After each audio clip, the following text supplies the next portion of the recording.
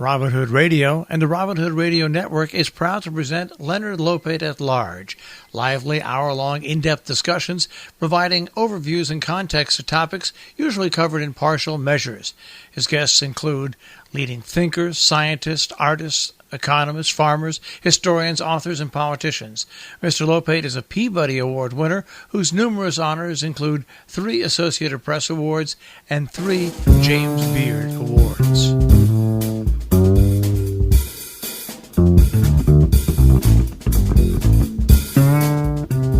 Welcome to Leonard Lopate at Large. I'm Leonard Lopate. When we think of examples of leaders with great courage, Sir Winston Leonard Spencer Churchill's name always comes up. He was a visionary war leader, immune from the consensus of the day, who stood firmly for his beliefs even when everyone else doubted him. But where did that political strength and sense of destiny come from? Best-selling author and historian Andrew Roberts has combined decades of research as well as exclusive access to documents never before available to scholars for his latest book, Winston Churchill, Walking with Destiny, a definitive warts-and-all biography from Viking that provides an understanding of the man in revelatory new ways and identifies the hidden forces that fueled Churchill's legendary drive. Andrew Roberts joins us now from England. Welcome to our show. Thank you very much. It's great to be on the show again, Leonard. There have been 1,009 biographies written of Winston Churchill. What led you to devote your valuable time to writing the 1,010th? Hasn't it all been said by now? That's a very kind way of putting it. My wife says, what makes you so hubristic as to think that you can impose a 1,010th on the public, which I think would be another way of putting it. But the answer is that since the last major biography of him, and in the last decade, there have been an absolute cornucopia of new sources on Churchill. I was very fortunate that the Queen allowed me to be the first Churchill biographer to be able to use her father, King George VI, diaries and wartime diaries. And that was great because he met the King, Churchill met the King and trusted the King, and met him every single Tuesday of the Second World War, and the King wrote down everything that he said. And as I say, he trusted the King with nuclear secrets and the Enigma secret and various other things. And so it was great to have that new source. But since there've also been but wait. Just let me interrupt for a moment. Sorry. Why has it not been available until now? Are there any things in it, the diaries, that would have kept them unavailable for all these years? I think so. Yes, it's very clear from the King's accounts that Churchill was tremendously frustrated with the Americans for not having got more involved in the Second World War earlier. He saw it as a war for civilization and democracy, and he simply he couldn't understand why the United States was standing, in his view, aloof from it for so long, really, until Adolf Hitler declared war against you 4 days after Pearl Harbor. Did you sort of get involved in the European side of the war? So it was, I think, that might have been something that the British didn't really want people to know about too much earlier. Also, of course, they are a private diary of Her Majesty's father, and so we don't have an actual automatic public right to see them until the Queen was happy. And I just happened to be fortunate enough to be the person who, in not taking no for an answer for several years, managed to be the first person in. And then you said there were some other sources which have not been available for the 54 years after Churchill's death? Yes, over a century after his death. There have been 41 sets of papers that have been deposited at Churchill Archives in Cambridge University, including his daughter, Mary Soames's 1940 diary, and she only died 2 years ago. We've also had, of course, the Ivan Maisky diaries that have been published in Moscow, which he was the ambassador to London from 1932 to 43, saw an awful lot of Churchill during the Nazi-Soviet Pact era, and he wrote down everything that Churchill said. And we've also got the verbatim accounts of the War Cabinet now. Those have only just been discovered in the last 10 years as well. So, and in fact also the Churchill family very kindly allowed me to see Pamela Harriman's love letters, and she led a very active romantic life in the Second World War, and that's also been a very interesting and amusing new source. And Churchill, of course, was a prolific writer and journalist. His World War II memoir is 6 volumes, so you had to plow through those again. And in all, he wrote 37 books and hundreds of speeches. Yes, 900 speeches. But I promise you, it's not a question of ploughing through. It was a great pleasure because although he wrote 5.1 million words and spoke 6.2 million words, he could not write or say a boring sentence. He very, very rarely repeated himself. He was, of course, immensely funny. And so you knew that at some stage over the next couple of pages there would be an aperçu, or there'd be a joke, or there'd be something worthwhile and interesting to read. So it really was a great pleasure, in fact. And he oddly won the Nobel Prize for Literature. Most politicians do not win that prize in 1953 for his mastery of historical and biographical description, as well as for his brilliant oratory in defending exalted human values. That's right. It's a wonderful citation, wasn't it, from the Nobel Committee. They cited 6 of his books in particular, including his wonderful autobiography, My Early Life.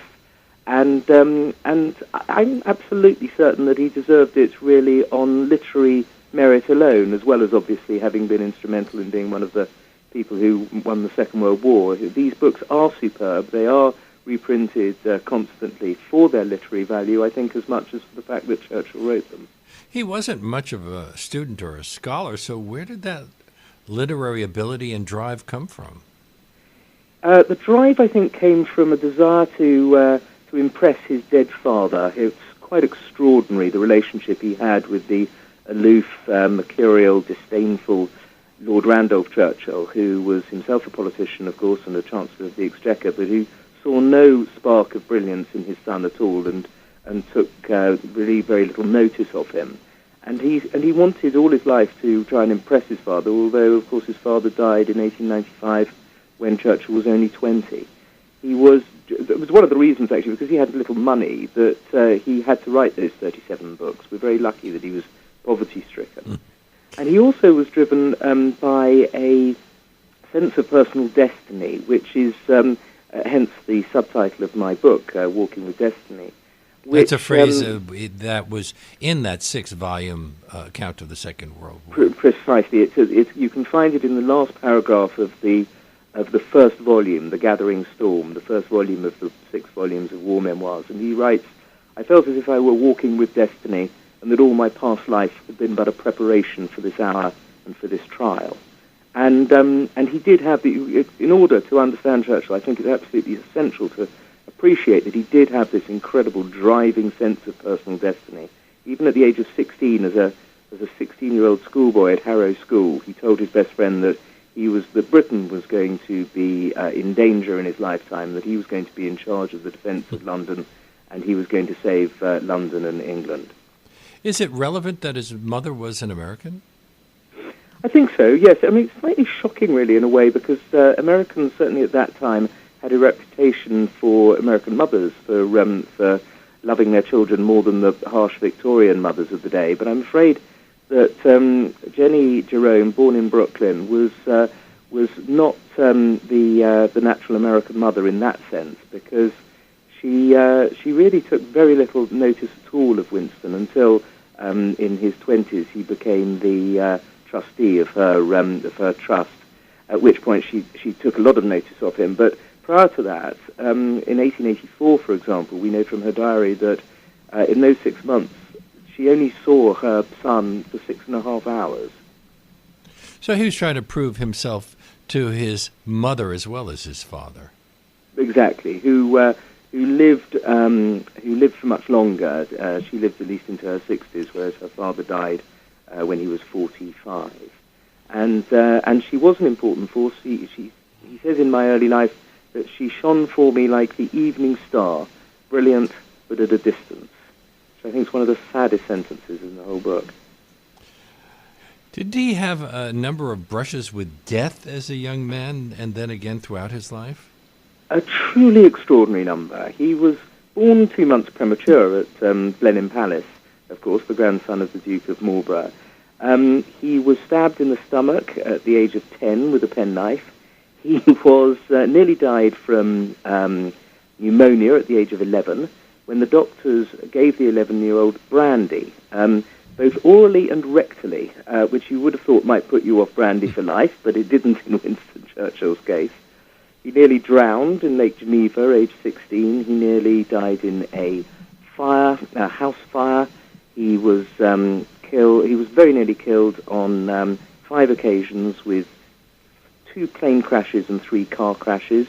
Then there was a famous occasion on 5th Avenue and 76th Street when he was run over by a car, and also very nearly killed, hospitalized for some weeks. And that's only in peacetime. You know, he also took part in 5 campaigns on 4 continents. He joined the British Army when he was young, and he saw action in India, the Anglo-Sudan War, the Second Boer War. Any others? Yes, he went off to watch the Cuban insurrection against the Spanish in 1895, not as a fighting officer, but as an observer. And that was the first time he heard bullets fired in anger. He said that it was the most exhilarating feeling in the world is to be shot at without result. And then in the Great War, of course, in World War I, he became a lieutenant colonel after he was forced to resign after the catastrophe of the Dardanelles campaign. And he went into no... yes, absolutely. Sorry, I'll explain that in a second. But he went off and he went into no man's land no fewer than 30 times in the course of the 6 months that he was serving in the trenches, and got so close to the German trenches he could actually hear them speaking. He didn't need to do that. He was a battalion commander. He could have stayed back at battalion headquarters. But he wanted to see what the men were seeing right up front. How did he come to be a war correspondent? Sorry, I didn't catch the last word. What did you say? How did he come to be a war correspondent? I mean, okay, so here he is, a young man who is in the military and seeing action, but at a certain point, he actually winds up writing about it for newspapers. Yes, he started. Well, this was again because he was very largely broke, not just because his father didn't leave him very much money, but also because he was a huge spender all the way through his life. He loved spending money, always went for the best of everything, and always believed that the best way to try and make the books balance was not to save any money, but just to earn more.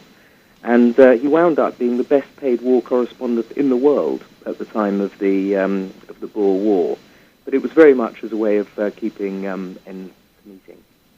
And did the fame that he gained by that lead him into entering politics?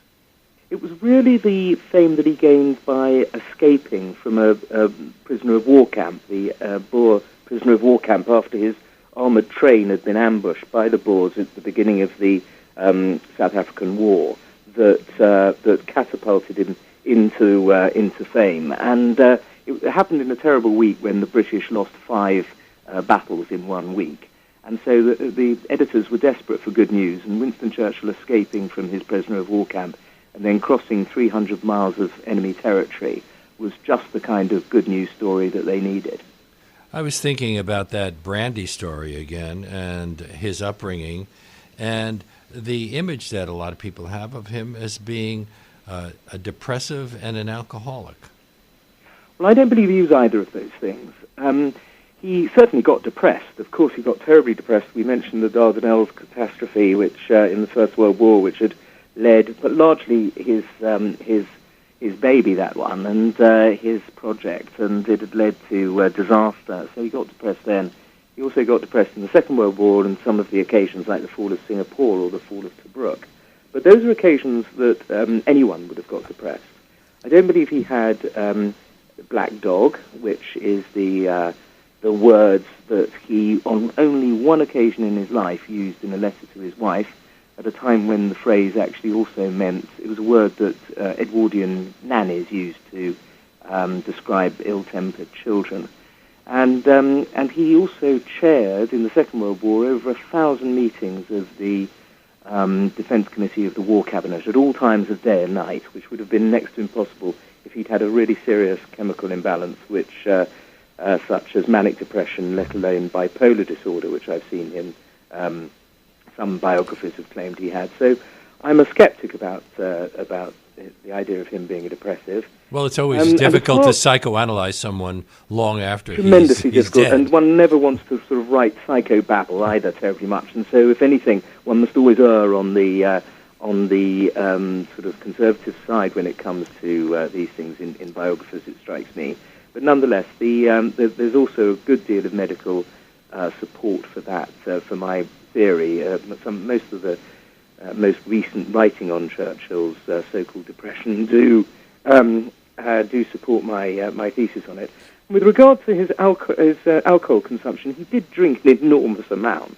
There's no doubt about that. But he also had the most extraordinary capacity for it.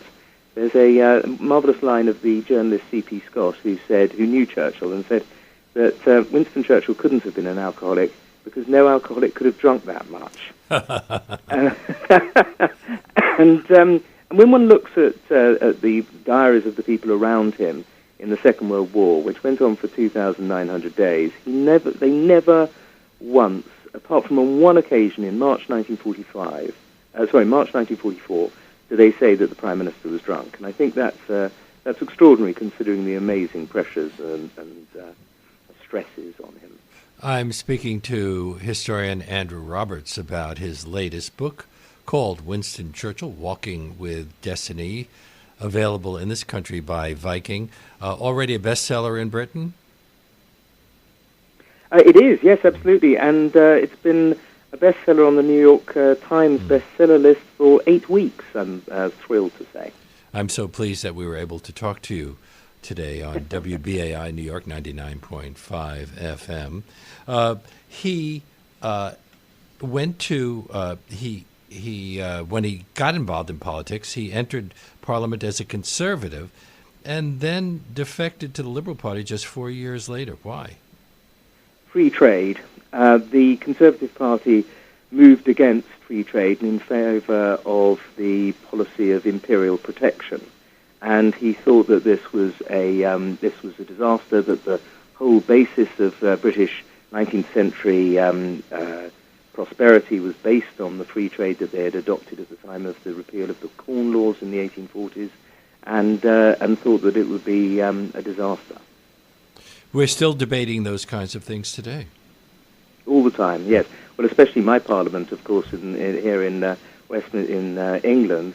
Westminster, over the last week, has been talking about pretty much nothing else. And interestingly, Winston Churchill had proposed at a certain point that Europe come up with an equivalent to the United States, the United States of Europe, and now Britain is moving in a totally opposite direction.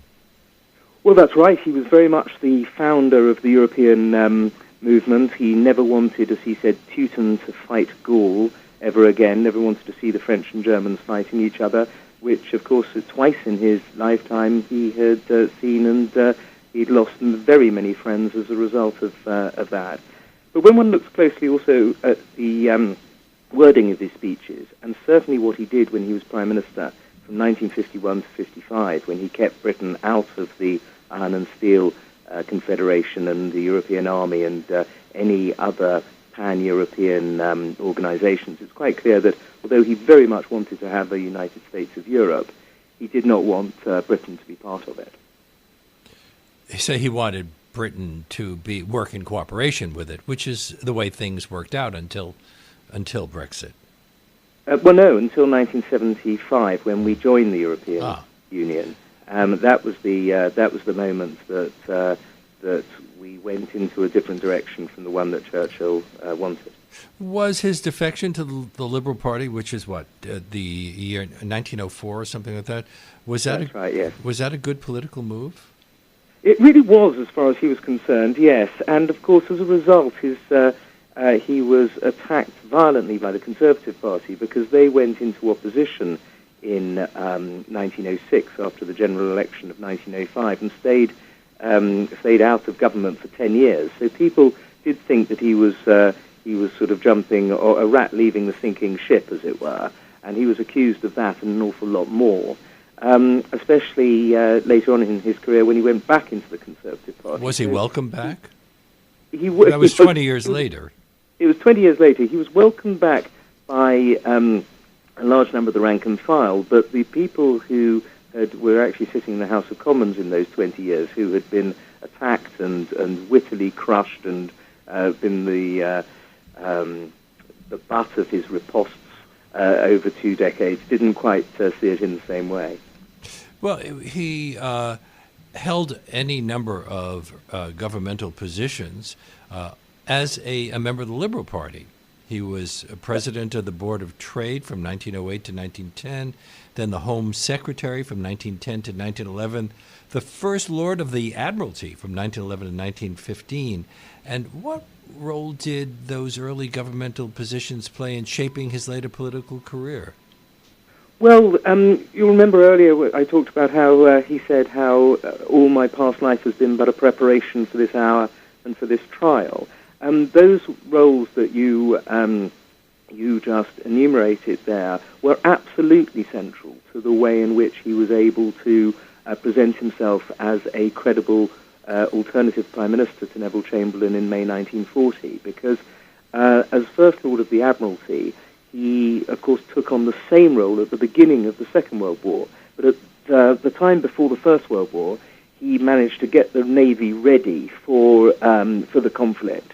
He turned it from a coal-powered Navy to an oil-powered Navy. He was able to bring in all of the latest and most impressive armaments. And so he set us up, really, for having the kind of Navy that we needed in order to beat the Germans in the First World War. Was he a bit of a liberal in his time? I know he's a member of the Liberal Party, but I mean liberal in the other sense.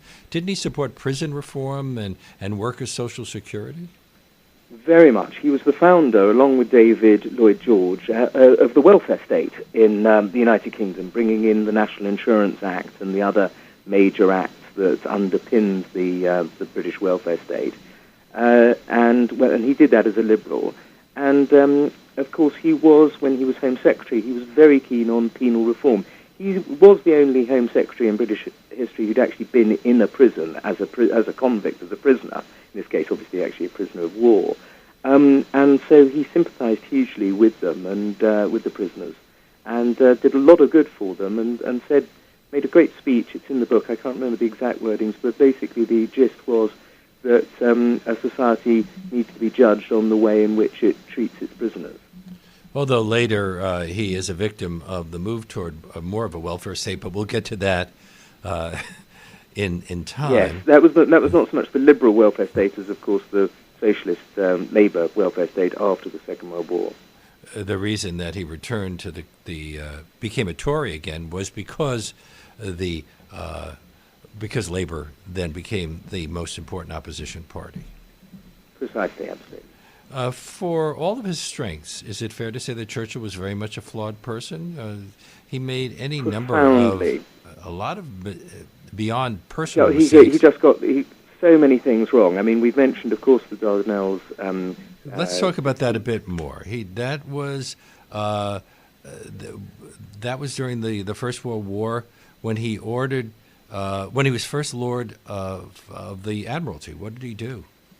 Well, he came up with this genius idea. It was a genuinely brilliant idea of trying to get the Royal Navy through the Dardanelles Straits and therefore moor it off Istanbul, then called Constantinople, and basically force the Ottoman Empire, the Turks, out of the First World War, which, had it come off, would have been one of the greatest coups in the history of warfare.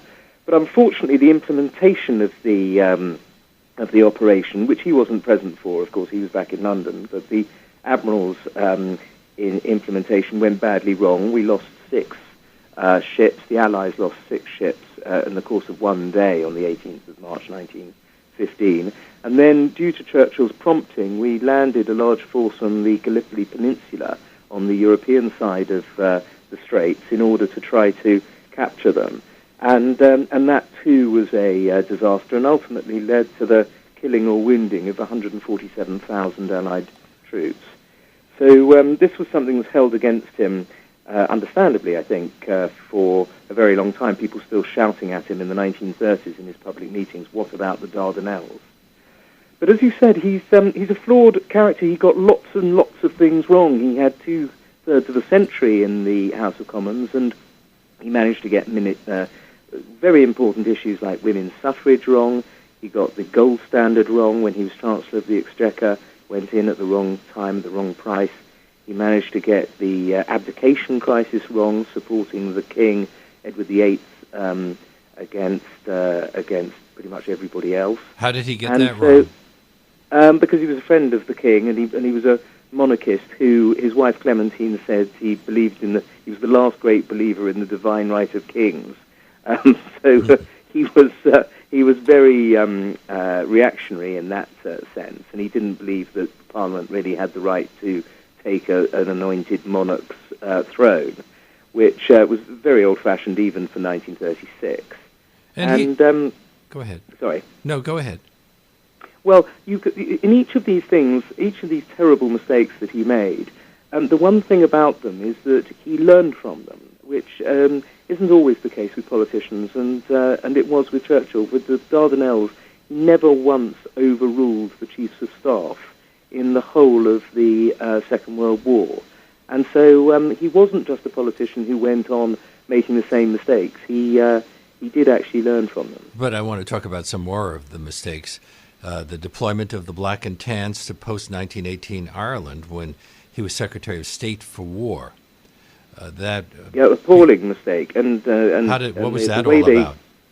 Well, he didn't believe that it's the old story with Ireland. You know, that the 6 counties in the north, who were mainly Protestant, didn't want to become part of the same nation as the 26 counties in the south, and were willing to fight to prevent it. And Churchill believed that the whole of the island of Ireland could continue to stay in the British Aegis and the British Empire. And he sent in the 1920s sent a lot of ex-army real thugs, frankly, who got into a bruising war against the IRA and employed terror against the IRA's terror tactics. And at one point, about half of Cork was burnt down as a result of the Black and Tans. And Churchill not only sent them in, but also continued to support them. And so that is, yes, absolutely another of the great mistakes he made.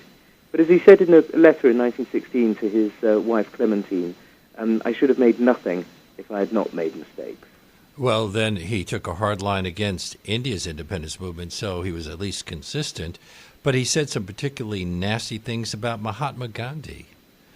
He did, yes. His speech where he called Mahatma Gandhi a half-naked fakir striding up the steps of the viceregal palace to parley on equal terms with the representative of the King Emperor, i.e. the Viceroy, was one of the more notorious phrases that he employed against somebody who today, of course, we do see as a kind of secular saint.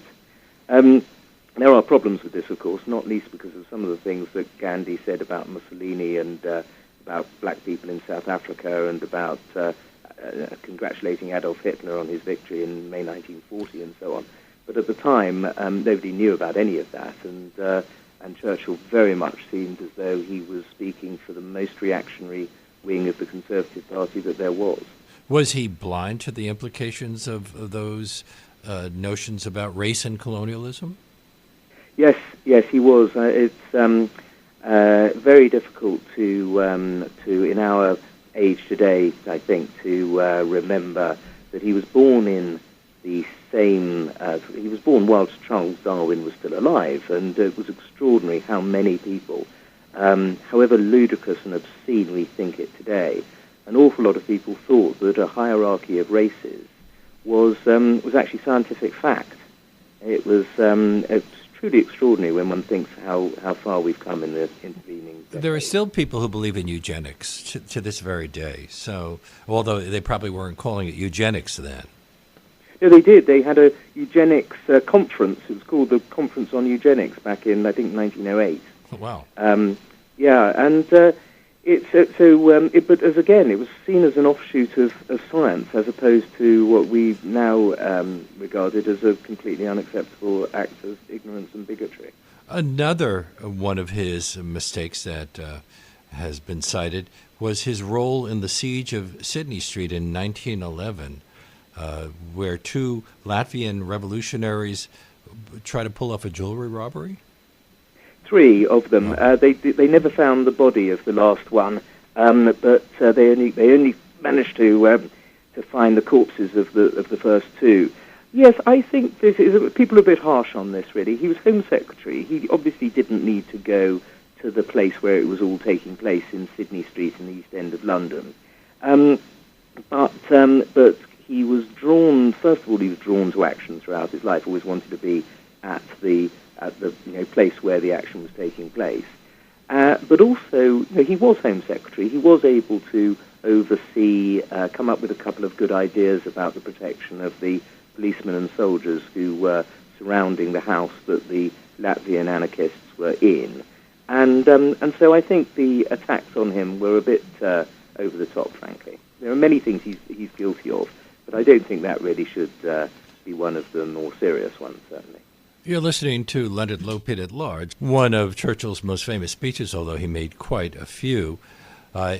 Winston Churchill is the subject of Andrew Roberts' latest book called Winston Churchill, Walking with Destiny, available in the United States from Viking.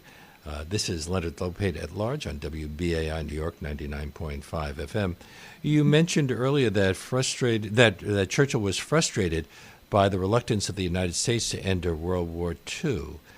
But didn't he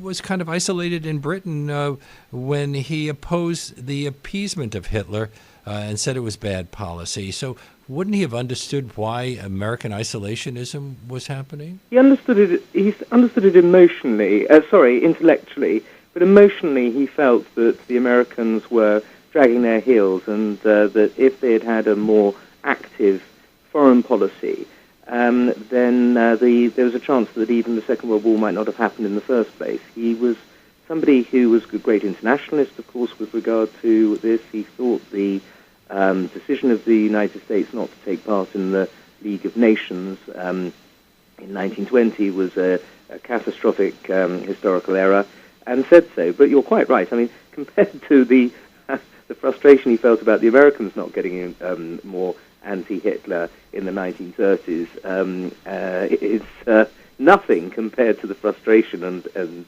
anger that he felt about the successive British governments not rearming and being able to protect the United Kingdom from Hitler and the Nazis. Why was it that he, first and foremost among British politicians in the 1930s, was able to see appeasement of Adolf Hitler as bad policy?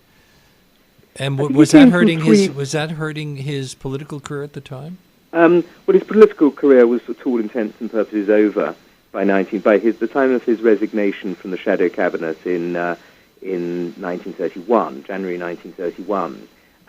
He was turned down for future office by three successive prime ministers, and so he had very little to lose in his denunciations of Hitler and the Nazis. But I think that the way in which he became the first major British politician to denounce them, and for very much of the 1930s, really the only prominent British politician to denounce them, stemmed from three things. The first was his sense of history. He was able to place the hegemonic ambitions of Germany and Hitler in that period in the long British continual tradition of standing up against would-be hegemons. Philip II of Spain, of course, Louis XIV of France, Napoleon, the Kaiser, and now Hitler. The second thing was he was a Philosemite. he liked Jews. He had grown up with Jews. His father liked Jews. He'd represented Jews in his constituency. He believed that Jews gave the ethics for Western civilization, and he could therefore have an early warning system when it came to Hitler and the Nazis that was denied, frankly, to an awful lot of the anti-Semites who sat on the same benches as him, people from his own age and class and background. And you also get very much a sense of his having looked fanaticism in the eye in his early part of his career, fighting in Africa and Asia, and he saw the same kind of thing in the Nazis. Well, the Boers actually supported Hitler during World War II, or the lead up to World War II. Yeah, that's right. In fact, it was very, very close. The vote went 80 to 67 in the South African Parliament about whether or not they were going to join the Allies at all, and it was it was a pretty close run thing. But Churchill was also described as loving war. Horrible fact, and something that he actually admitted to in a conversation with a friend, Margot Asquith, the wife of the Prime Minister, on a couple of occasions right at the beginning of the First World War. But it wasn't it was the action and the excitement and the importance of the history of it. You know, he knew that it would be spoken of in 1,000 years, these great wars of the 20th century. It wasn't the actual death and destruction that he loved at all. He'd come up close with that. He'd seen so many of his friends and his school friends killed in the Great War and in the Boer War. There was no way that he loved the ghastly, violent side of war, but he did get excited by it compared to the relatively, therefore, boring job of a peacetime minister. So he liked the excitement of being in the middle of the action. Is that it always was? And in the Blitz, he used to go up onto the Air Ministry roof and actually watch the London Blitz taking place. You know, I mean, it was incredibly brave of him. Instead of going into a bomb shelter. He hated the bunker. He only went down into the number 10 annex bunker. He only slept there 3 nights of the whole war. Otherwise, his thing was always to get as close as possible to the action. He also took transatlantic trips during the war, and there were German U-boats threatening pretty much all British ships. Well, that's right, and he got hit by lightning on one of the return flights coming over the Atlantic. If the instrumentation had gone down, he would have gone down with it. He actually travelled 110,000 miles outside the United Kingdom during the Second World War. And this allowed him, of course, to be the glue that kept the big three together, Roosevelt and Stalin and he.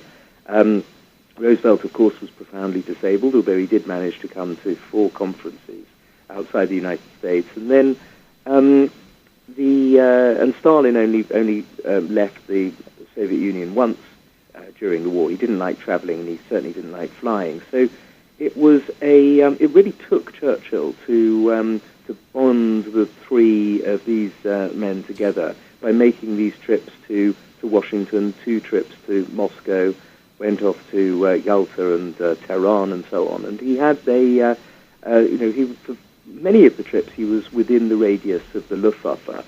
And these, of course, were in unpressurized cabins when he was in his late 60s, early 70s. It was a really tremendous aspect of the war effort as far as he was concerned. What did you learn about his relationship with President Roosevelt? But of course, it was personally close. They came from the same kind of aristocratic background of their own countries. They did like each other, and so that side of thing was genuine. Sometimes you find in these great power connections that it's not genuine at all. But actually, he was as nice behind Roosevelt's back as he was to his face. Not always, actually. Sometimes he was highly critical of things to the king that the king wrote down in the diaries. But those were mainly political. They weren't really personal things about Roosevelt. But by the time, one thing that surprised me was that really by the autumn of 1944, that close personal relationship had broken down, and there are over 200 more letters written by Churchill to Roosevelt than there are replies from Roosevelt. There are so many things that they disagreed with over, such as towards the end of the war. Well, such as policy, say, towards Greece or Italy, big issues there that the United States didn't want to take active involvement in attacking the Greek communists, for example, whereas Churchill certainly did. And these issues started, as you can imagine, naturally would affect the overall chumminess of the relationship. Well, there were the whole matter of the alliance with the Soviet Union, and that had to be considered what was going to happen post-war. In 1946, he warned about the threat of Stalin and Soviet communism, but hadn't he said earlier that he liked Stalin? Yes. That was another surprise for me. The way in which he managed to create a pretty close personal bond with somebody who has to go down as one of the most unpleasant people in modern history. Stalin, even though he knew that Stalin had been responsible for the Katyn massacre and so many other horrific crimes, he was able to have a pretty good, close, personal working relationship with him. They stayed up one night in October 1942 drinking into the early hours, and they frankly got on with it like a house on fire. Now, of course, it was very much in Britain's interest at that time that we did get on well with the Soviet Union, and he was capable of doing things for his country that he wouldn't necessarily otherwise do in a social situation, just like any great leader is. But nonetheless, it does come as a surprise when he says privately that he likes Stalin. He was voted out of office in 1945 in favor of labor and a welfare state. You would have thought after his having led Britain through the war that he would have been reelected. What happened? Well, the electorate by then, he was re-elected, of course, in his own constituency, but he was only on the ballot paper in one constituency out of 650, and the electorate remembered that the Conservative Party had been great supporters of appeasement before the Second World War, and they also wanted the various things that the Labour Party had on offer, like the National Health Service and the welfare state, which the Conservatives would go along with, at least in their manifesto, but obviously didn't have their hearts in it in the same way that the Labour Party did. So he was swept away by that landslide, and his wife that day, when it was clear that it was going to be a Labour landslide, said that she thought that in fact it would be a blessing in disguise. And Churchill replied, well, from where I'm sitting, it seems to be quite effectively disguised. Did he? Although in a sense it was a blessing in disguise, because he was exhausted by the end of the war, and had he stayed in power, there's a very good chance that his health would have completely broken down. Well, he came back into power as Prime Minister in 1951. Did he embrace the changes that Labour had brought about? Yes, he during did. he served for 4 years. He served for 4 years. There was no attempt to dismantle the welfare state. They didn't denationalise the Bank of England or any of they didn't try to take mines back into private ownership or anything like that. There was no privatisation program, and so what he effectively did was to allow that to become part of the British tradition, which it stayed really up until the advent of Margaret Thatcher in the early 1980s. At that point, Britain had to realize it was no longer a major world power, and it began to lose its colonial empire. How did he deal with that? Not during his premiership. There was no part of the empire that was given back when he was Prime Minister. You'll remember the famous speech in December. Right, 48 is India and Pakistan, which is yes, and 4 Burma, years after he left. That's right, and Ceylon and now Sri Lanka. And then in the late 1950s, most of the African colonies were given independence. So it it was a sort of, his period in office was the bit where nothing was given back. It was he who said in 1942, of course, I did not become the King's first minister in order to preside over the liquidation of the British Empire, and he kept that promise both in that premiership and in his subsequent peacetime one. Did he drop out of leadership after he stopped being prime minister in, what was that, 55? 55, April 55, yes. Well, he was 80 years old by that stage, and so although he made speeches and people enjoyed listening to him and seeing him in the House of Commons, he didn't have that long. He needed to write the history of the English-speaking peoples, which took up a lot of his time. Of course, he needed to, and then he really enjoyed himself. He bought 37 racehorses, and finally he'd come into money because he'd been broke all his life. As I mentioned earlier, he was a huge spender. But then when he signed his war memoirs, the contract for his war memoirs, he was very rich for a period and was able to enjoy his retirement until, unfortunately, he started to contract senile dementia in the early 1960s. And died in 1965. One surprising aspect of his personality was how easily he could be brought to tears. Do we have any idea of why? Well, he was a profoundly emotional man. He was driven by his passions, and you're right. On no fewer than 50 occasions during the Second World War, he burst into tears, but people recognised that he wasn't and in the researches for my book, I was reminded of this constantly. He wasn't the buttoned-up English aristocrat of the late 19th century, that the stiff upper lip kind of person at all. He was, if anything, a throwback to a Regency period, a romantic figure of an aristocrat, still, of course, of the Regency period, the kind of man who did buy 37 racehorses, but he was not this sort of typical figure of his age, which, of course, was tremendously lucky, especially in the 1930s, when he showed the perversity of standing up against Hitler and the Nazis. His name is often evoked in times of crisis in both Britain and this country. What are people looking for from him that they're not getting from other leaders? I think several things, really.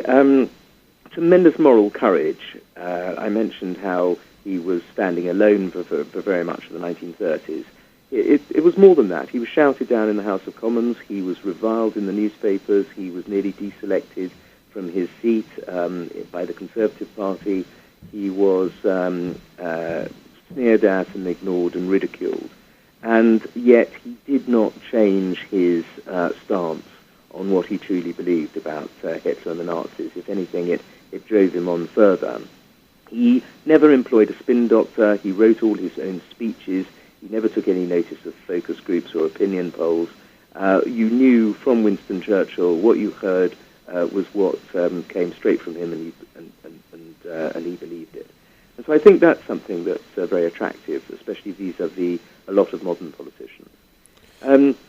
Also, as well as his moral convictions, he had this tremendous eloquence. We mentioned earlier, when you played that piece from the June 1940 speech, I had tingles going up and down my spine the entire recording there.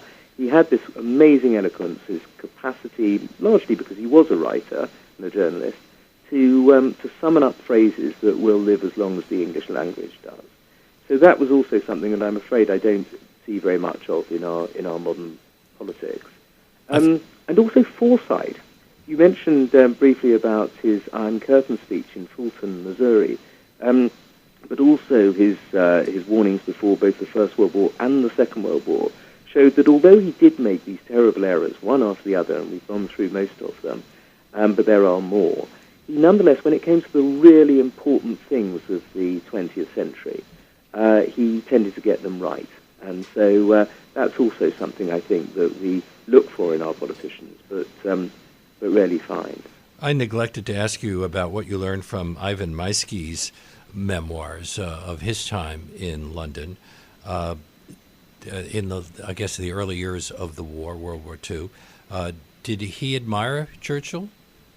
He did admire Churchill, yes. He didn't want to. He didn't start off admiring Churchill. He began as an admirer of David Lloyd George and some other politicians, but he was brought round to admiring Churchill.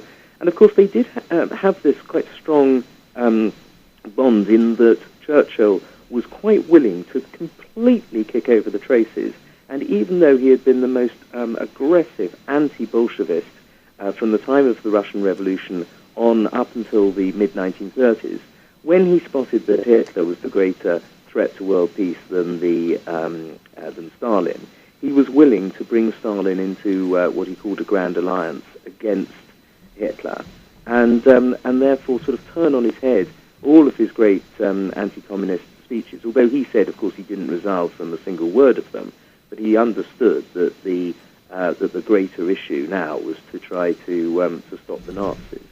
And so these diaries of Ivan Maisky have got many fascinating aperçus into Churchill's thinking at that time. There have been a number of movies recently in which Churchill is either the key figure or at least plays a part in the story. When did the legend turn totally in his favor? He has been voted Person of the Century, a Man of the Millennium. In 2002, the BBC Two audience voted him the greatest Briton of all time. Yes, it hasn't always been like that at all. In fact, of the last four movies, only really Darkest Hour, this one that you mentioned, the Gary Oldman movie, where I thought Gary Oldman did a wonderful job in capturing that sense of Winston Churchill. He looked just like him, yes, with the prosthetics. He also caught that sort of twinkle in his eye, which was essential to Churchill. I didn't. The one scene that grated with me, of course, was the one where he went onto the subway and used the British people as a kind of focus group for fighting on against Hitler. The truth is very different. He actually decided himself, without any focus group or advisors or anything, that he believed that Britain needed to fight on and not make peace with Hitler in May 1940. And he certainly didn't need any focus group to help him with that. And it was his leadership that therefore, in fact, brought the British people round rather than the other way round. Andrew Roberts' biography of Winston Churchill is Winston Churchill, Walking with Destiny. It's published in this country by Viking. And what a great pleasure it's been talking with you today. You are kind, Leonard. I've enjoyed every minute of it. And congratulations on the success of the book. And let's hope that this stops the little industry of Churchill biographies for a while. It is, as I said earlier, the 1010th book about Winston Churchill. I don't think so. There'll be a short hiatus, and then we'll be back to the races again. That brings us to the end of today's show. My great thanks to Andrew Roberts, to Todd McGovern, who produced this segment, to Reggie Johnson, who was at the audio controls, to Charlie Morrow, who composed our theme music, and to my executive producer, Jesse Lint. Leonard Lopate at Large comes to you on Saturdays at 4 and Tuesdays at noon. You can subscribe to Leonard Lopate at Large podcast on iTunes and by clicking on Robin Hood Radio's archive program site, which is robinhoodradio.com. You can also check out Leonard Lopate at Large Facebook page. We hope to see you next week.